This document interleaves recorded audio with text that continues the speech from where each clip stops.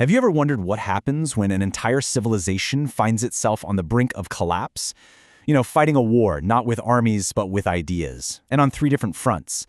Well, that's exactly what was happening in the 10th century, until one person, a total outsider, stepped in and single-handedly rebuilt its entire intellectual foundation. This is the incredible story of Saadia Gaon. It's a huge question, right? It echoes all through history. But the answer we find in 10th century Judaism is just one of the most brilliant intellectual rescue missions you'll ever hear about. So let's break down exactly how he pulled it off. Okay, so to really get what makes Saadia such a genius, you've got to understand the absolute crisis he walked into. The Jewish world back in the 900s was in total turmoil. Its core beliefs were being attacked from the inside and the outside. So first up, you've got this rebellion from within. A group called the Karaites were rejecting the Talmud, that's the centuries of rabbinic wisdom known as the oral law. This threatened to split the Jewish people right down the middle. At the very same time, the logic of Greek philosophy was sweeping through the educated world, making ancient religious faith seem, well, kind of primitive. And to top it all off, the cultural glue, the Hebrew language itself, was dissolving, cutting people off from their own sacred texts. It was, literally, a perfect storm. And right into the middle of this storm walks our hero, Saadia ben Yosef. He was born in a place called Fayum in Egypt. Now, you have to understand, he wasn't part of the established Babylonian elite. He was an outsider, a scholar from the provinces, who just happened to have a world-changing intellect and this absolutely unshakable sense of mission. And look, this guy's talent was just off the charts, right from the get-go. At just 20 years old, he writes the very first Hebrew dictionary. From there, he travels to all the great centers of learning, soaking up knowledge, until his reputation grew so huge that he was asked to lead the famous Sura Academy in Babylonia. For a foreigner, this was completely unprecedented. Okay, so the very first fire Saadia had to put out was the one raging inside the Jewish community itself, the Karaite Schism. And this wasn't just some academic debate. We are talking about a battle for the very soul of Judaism. So here's the core of the conflict. The Karaites said, let's get back to just the written Bible. Now, that sounds simple, right? But what it really meant was erasing 1,500 years of rabbinic tradition that made Jewish law flexible and adaptable for daily life. It was a move that threatened to pull the rug out from under the entire rabbinic system. But Saadia didn't just argue back. Oh no. He launched this massive intellectual counterattack. He was the first person to write entire books systematically taking apart the Karaite arguments. He used linguistics, he used logic, to prove that the Bible itself often doesn't even make sense without the context you get from the oral tradition. He basically beat them at their own game. All right, so with the internal fire mostly under control, Saadia turns his attention to the threat coming from outside. Educated Jews were reading all this Greek and Islamic philosophy, and it was causing a real crisis of faith. Their own religion suddenly felt illogical, especially compared to the cool rationalism of the great philosophers. This was the question on everyone's mind. How could you believe in the God of the Bible when the philosophers were painting such a compelling, reasoned picture of the universe? It really felt like you had to make a choice. It was either faith or it was reason. Saadia's answer was totally revolutionary. He basically comes along and says, whoa, you don't have to choose.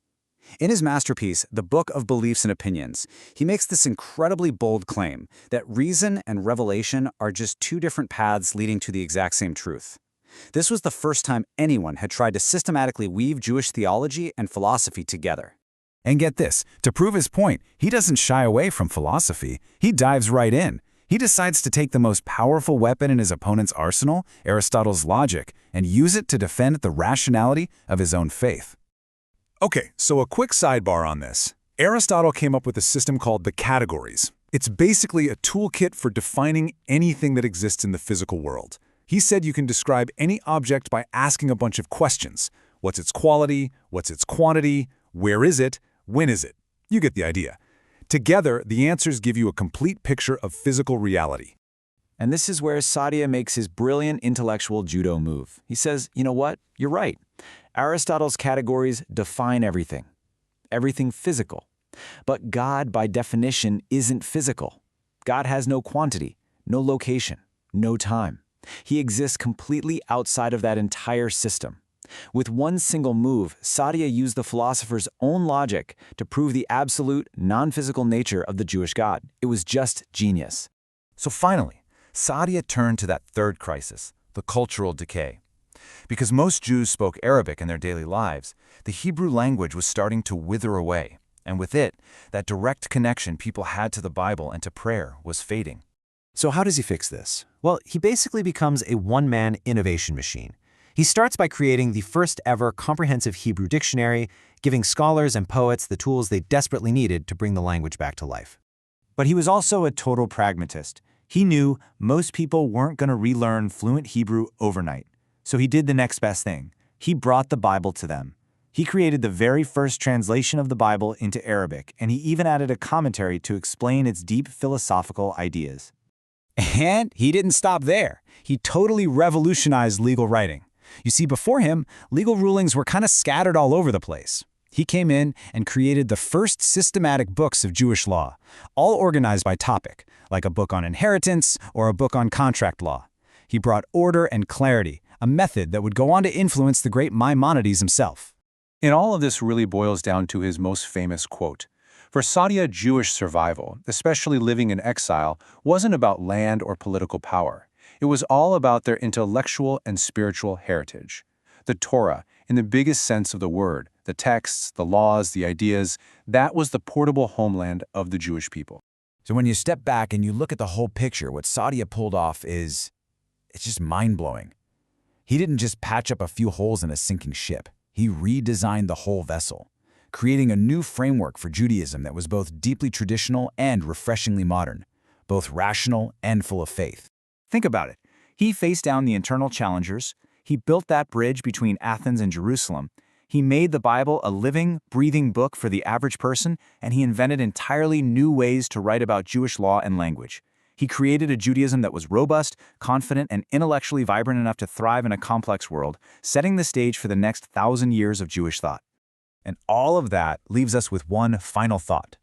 Saadia Gaon's story really forces us to ask a big question about how we keep the past alive. Did he save his tradition by locking it away in a vault? Or did he save it by bravely taking it apart and rebuilding it with the best tools of his time? His legacy seems to suggest that sometimes the most profound way to preserve something is through radical innovation.